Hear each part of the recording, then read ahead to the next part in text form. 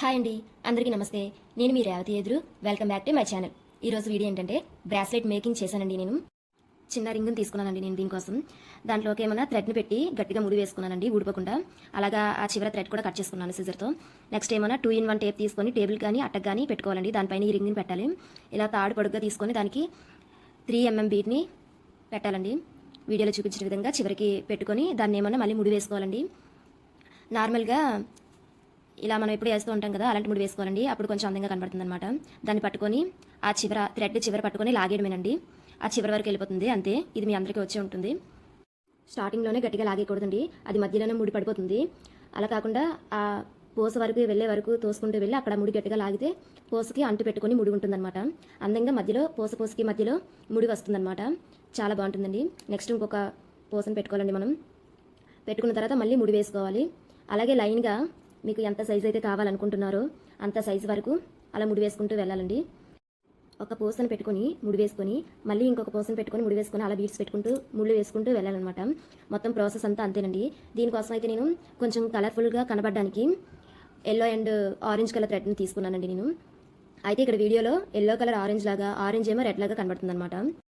ఈ థ్రెడ్ అయితే నేను కొన్నది కాదండి, ఎవరో ప్రసాదంతో ఇచ్చారనమాట. అంటే చేతికి తాడు కట్టుకోమని. ఇదైతే ఇంట్లో వాళ్ళు ఎవరు కట్టుకోలేదు. నేను దీన్ని తీసుకొని ఇలా బ్రాస్లెట్లా తయారు చేశాను. మన సైజుకి సరిపడా బీడ్స్ పెట్టుకున్న తర్వాత స్టార్టింగ్ చూపించిన విధంగా ఒక రింగ్ని పెట్టుకోవాలండి. దానిని గట్టిగా ముడి వేసుకోవాలి. మీకు ఎలా ముడి వేయడం వస్తుందో అలాగే వేసుకోండి. ముడి వేసుకున్న తర్వాత దాన్ని సిజర్తో కట్ చేయాలండి.